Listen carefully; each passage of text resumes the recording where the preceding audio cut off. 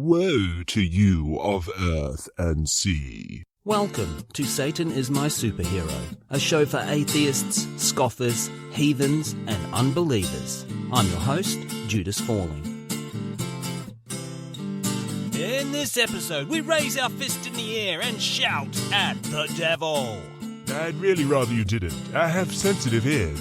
The year is 1983 and Mötley Crüe are creating a legend around themselves as the very worst of rock and roll's bad boys. They've already been thrown off the KISS tour for bad behaviour. According to legend, they've upset AC/DC and Van Halen so much on tour they have to be locked in a trailer.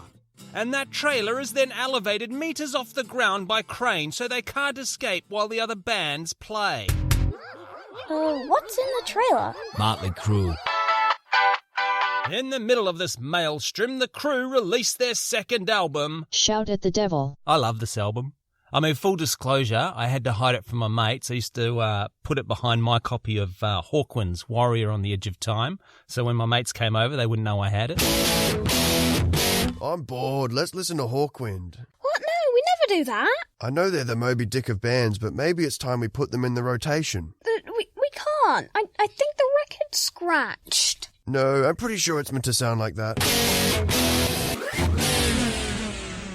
According to record executive Tom Zutaut in the biography of the band called The Dirt, Confessions of the World's Most Notorious Rock Band, the song and album were originally going to be called Shout with the Devil. But Tom claims he saw a knife and fork rise off the table and stick into the ceiling at bass player Nikki Sixx's house. So he confronted Nikki and said, If you keep shouting with the devil, you're gonna get killed. Tom, look at me. Concentrate on my eyes. You're on mushrooms. After pressure from management and the label, they did change the lyric, song and album to Shout at the Devil. Years later, Sixx would claim the song was actually about Ronald Reagan. And even more years later than that, he would say, It can be about the perceived enemy at hand, the devil inside, or someone on a wobbly campaign trail. Inflation is the wolf screaming lonely in the night. Immigration is the bloodstain on the stage. Overregulation is the tear in your eye. Be strong and laugh and build the wall. No, I mean tear down this wall. Oh, my head's spinning round and round. The album opens with a spoken word piece voiced by sound engineer Geoff Workman, appropriately titled In the Beginning, which alludes to the eternal battle between good and evil being over, and evil has won. We need someone to do the spoken word part. I'll ask one of the guys in the band to do it. Hey, guys. All right, I'll just do it. Good. Now clean the poo off your face and get in the booth. Track 4 on the album, Bastard, is all about getting violent revenge on an enemy. Sixx has said it was about a manager who had ripped off the band. All the words after manager were unnecessary in that sentence. Due to its overt description of violence, Bastard made it onto the PMRC's Filthy 15 we've mentioned before on the show. In a nutshell. This political movement resulted in the explicit content stickers that used to be put on everything awesome in the 90s and noughties. About this event, lead singer Vince Neil said, Once you put that sticker on, that parental warning sticker, that album took off, those kids wanted it even more. Well, duh. And just for good satanic measure, the boys recorded a cover of the Beatles song Helter Skelter, which we've also covered in a previous episode. Sixx has claimed he didn't even like the Beatles all that much. But you know, when you're trying to create controversy, a song linked directly to some very famous and very brutal murders is a good place to start. The record company wants something radio-friendly on the album. We're thinking a Beatles cover. Oh, right. Something guaranteed to be a hit like Hey Jude. Okay, I'll just ask the band. Hey, guys. How about the slide song? Sure. You've got something on your face. Where? Here? No, it's, on your cheek. Here? No, to the left. Here? No, the other way. The other cheek. Here? No, more up. Here? No, it's a bit more to the right. Here? No, it's like down more. Did I get it? No. During the recording session for the album, Sixx and future porn star Tommy Lee attempted to chant, Jesus is Satan!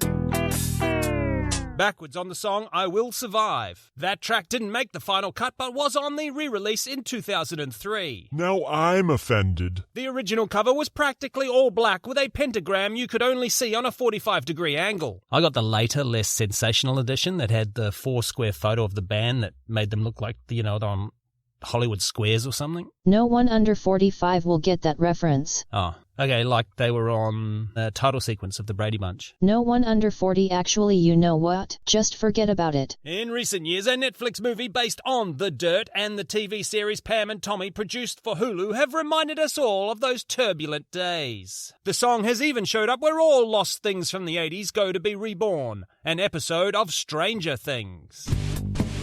You've reached 21 Laps Entertainment. This is Michelle. How can I help you today? Hi, Michelle. It's Joey Tempest from Europe, the band, and also the continent. Yes, Mr. Tempest, you explain that every time. I was just wondering if the Duffer Brothers had received the proposal about including Europe in the final season of The Stranger Things. The band, not the continent. I only ask because the countdown to the final season has begun. You could say they're in the final countdown. Yeah, I can assure you your proposal is on their desk. Okay, good. Just one last thing I need to clarify. We now understand that Venus is uninhabited and not light years away, but no one knew that in 1986. Okay, well, thank you for your call, Mr. Tempest. Did I mention I am from Europe, the band, and also the continent, but I am only calling on behalf of the band and not the continent? Hello? Hello? Hello? That sketch is really going to date. I'm predicting right now they'll be using that song in the last season. Have you ever smoked so much weed, you've had to eat every single thing in the whole house? The Genuine Hoots of Joy are your band.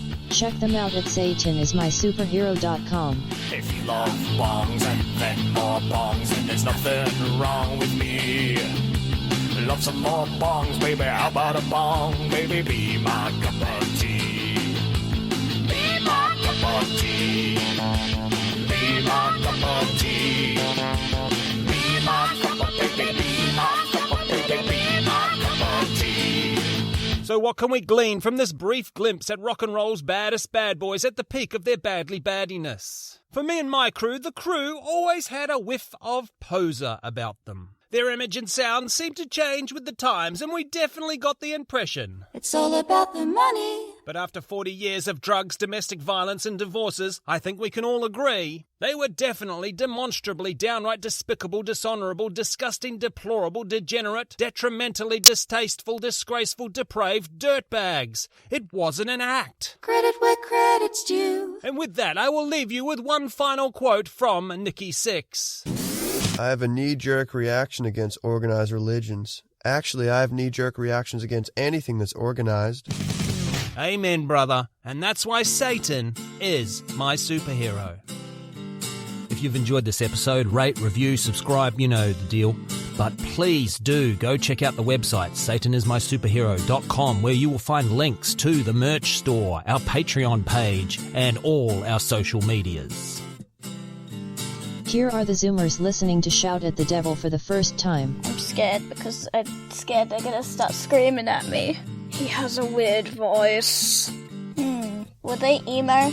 Really? I thought they would be emo. I've got so many questions. But the singers are all probably dead, so I'll never get my answers. You can, tell when someone's emo by the way they talk. This looks almost like 1986. How did they do that in one breath?